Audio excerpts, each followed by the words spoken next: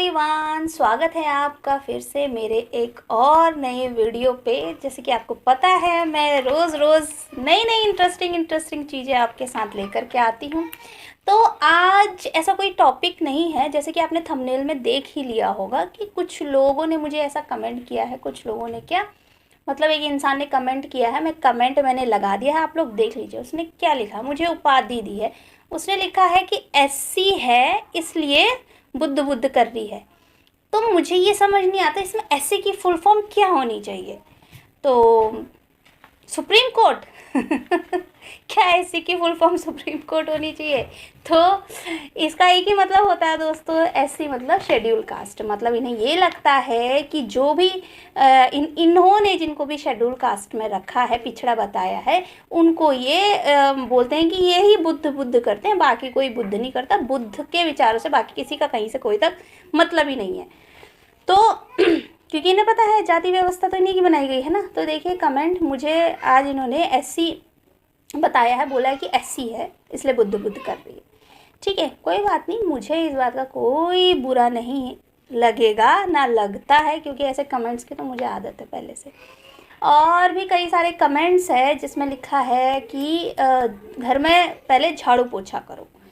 ठीक है भाई, जिसने कमेंट किया है, क्या आपकी माँ झाड़ू पोछा नहीं करती हैं क्या? आपके घर में भी तो लेडीज़ होंगी। पहले तो ये जो देश में भी पुरुष प्रधान देश है ना, इनको तो अगर कोई औरत आकर के पहले कुछ बोले तो पहले तो उसे औरत होने पे उसको वो किया जाता है, बार बार उसको झाड़ू पोछा करो।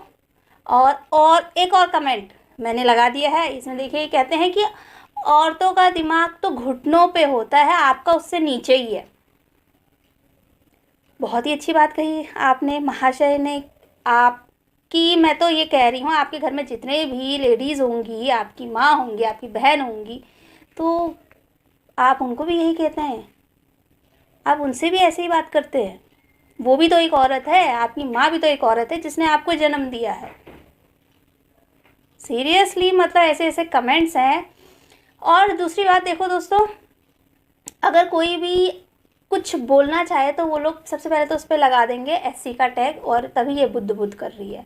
ठीक है, और तो और अपने हिसाब से लोगों ने तो भगवान तक को नहीं छोड़ा है। जैसे कि आपने थंबनेल में मेरा देख ही लिया है कि भगवान तक का इन्होंने जाति बता दी है। मेरे को तो हंसी आती है इन सारे परपंचों को देख करके, इनके ये नेताओं के जो परपंच ये करते हैं, और जो भी सत्ता पे बैठा है, ठीक है, अच्छी जगह पे अच्छी पोस्ट पे जो भी बैठा है, उनके परपंचों को देख के मुझे उन पर हंसी आती है। उनकी बुद्धिमानी, उनका जो पढ़ाई लिखाई कहाँ सब ये चले जाता है। राजनीति में तो मुझे समझ आता है, ठीक है, उन्हें अपनी रोटियां सेकनी है, जातिवाद करो, हिंदू मुसलमान करो, उन्हें अपनी रोटियां सेकनी है, उनका कहना लाजमी है।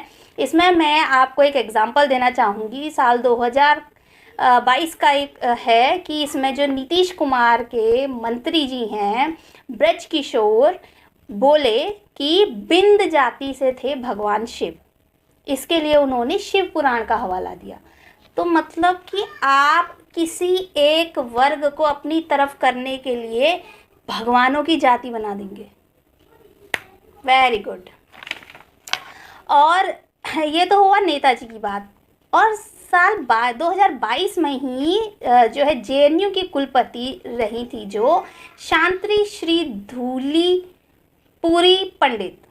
जी हाँ, शांति श्री धूलीपुरी पंडित जी जो हैं, उनका मतलब पंडित जी मतलब ये सेंस नहीं कि वो पंडित जी हैं, मतलब शांति श्री धूलीपुरी पंडित उनका नाम है। उनका कहना क्या है देखिए कि देवता ऊंची जाति के नहीं होते, एससी या एसटी हो सकते हैं भगवान शिव।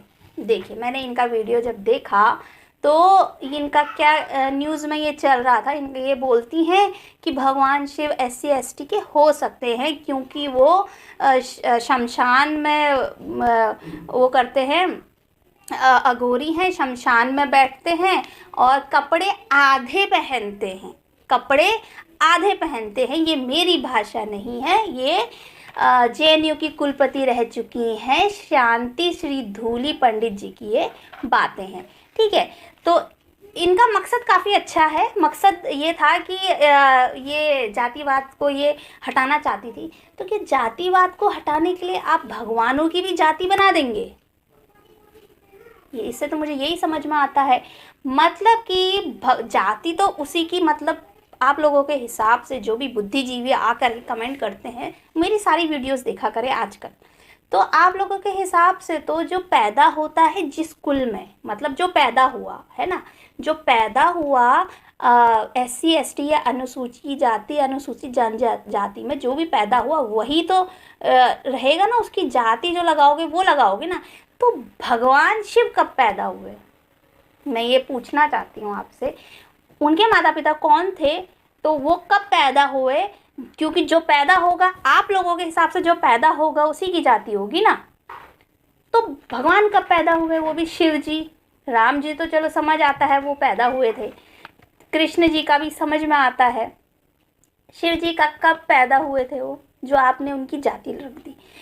तो पूरा खेल दोस्तों ये है कि एक विशेष वर्ग को दे दो, एक विशेष वर्ग को खिलौना दे दो या उनको भगवान भी दे दो अपनी रोटियां सेकने के लिए, जो एक विशेष वर्ग है, ताकि वो आवाज़ ना उठाए, ताकि वो कुछ बोले ना। क्योंकि शिक्षित वो हो गया है आज, वो विशेष वर्ग जिसे पिछड़ा और अति पिछड़ा बोला जाता है, SC ST OBC, ये तीनों तो अब शिक्षित हो रहे हैं, उनको ज्ञान आ रहा है। तो इन्होंने बड़ा अच्छा खेल रचा है कि अब भगवान को इनकी जाति का बोल दो, तो इनको बड़ी खुशी होगी। जो ये पिछड़ा वर्ग है इसको तो पूजा पाठ भक्ति में बहुत मन लगता है, बहुत ज़्यादा मन लगता है। OBC हो, SC हो, ST हो, जो भी हो, क्योंकि इन्हें एक चीज़ से जब रोका जाता है, क्योंकि पहले मंदिरों में घुसने नहीं दिया जाता था, अब दे रहे हैं। अभी भी बहुत सारे ऐसी जगह हैं जहाँ नेताओं तक को मंदिर में घुसने के बाद पूरी धुलाई हुई है, वो तो अलग ही है। तो इनको जब वो मिल गया एक चीज़ जिससे इन्हें पहले रोका जाता था, अब वो दे दिया गया है एक विशेष वर्ग को, तो ये उसी में लगे रहना चाहते हैं कि हाँ भाई हमें ये मिल गया है तो हम इसी में लगे रहे, इसी में घुस जाए। जो ये सारी चीज़ें हैं तो इनको एक विशेष वर्ग को दे दिया जाता है कि हाँ लो, हमने भगवान भी तुम्हारी जाति के बना दिए, सिर्फ और सिर्फ अपनी राजनीति और अपना एक मकसद पूरा करने के लिए ये एक खिलौना दे देते हैं कि हाँ हमने तो ये भगवान को आपकी जाति का, मतलब कि ये इंसान तो फिर कुछ नहीं है इनके सामने, इंसान कुछ भी नहीं है, ये भगवान तक की जाति बताने को तैयार है। ये लोग ऐसे ऐसे बुद्धिजीवी हैं जो भगवान तक की जाति बता रहे हैं कि भगवान इस जाति के थे, और इन पे मुझे समझ नहीं आता कोई कुछ इनको कहता क्यों नहीं है। ये बात पुरानी ज़रूर है, 2022 की ये बात है, तो चैनल तो मैं अभी बना रही हूँ ना, तब तो नहीं था। तो मेरे को एकदम से दिखी ये न्यूज़ तो मुझे बड़ा आश्चर्य हुआ कि जिस भगवान ने सभी का ये मानना है कि भगवान ने हमें बनाया तो हमने भगवान की जाति बना दी। मतलब जिस इंसान को भगवान ने बनाया उस इंसान ने आज भगवान तक की जाति बना दी है। तो इसमें अफसोस की बात नहीं है कि वो इंसान अपने से दूसरे इंसान को अपने से नीचा दिखा सकता है कि तुम हमसे छोटे हो।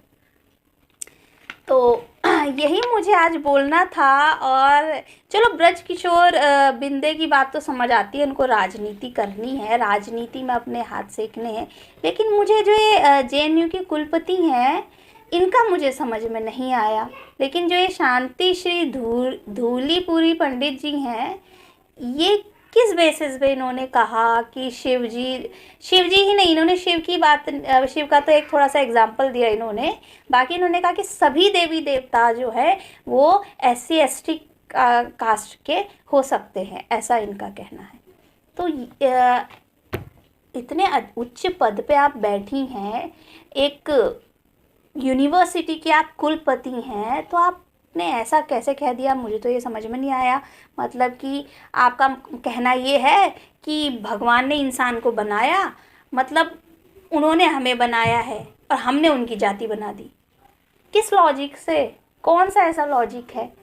मुझे बिल्कुल समझ नहीं आता। तो ये जो भी बुद्धिजीवी हैं, ये एक विशेष वर्ग से काम निकलवाने के लिए कुछ भी बोल सकते हैं, भगवान को पैदा कर सकते हैं, भगवान को मार सकते हैं, भगवान की जाति भी बना सकते हैं।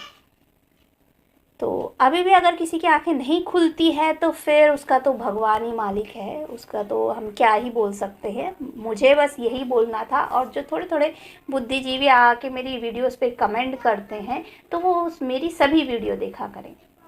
तो आज के टाइम में अगर मैंने किसी के भी अस्तित्व पे कोई उंगली नहीं उठाई थी, ठीक है, मैंने ये नहीं बोला था कि ऐसा ही है वैसा ही, मैं बार बार ये अपना रिपीट करना बंद करती हूँ। खैर, जिसे जो समझना है समझे।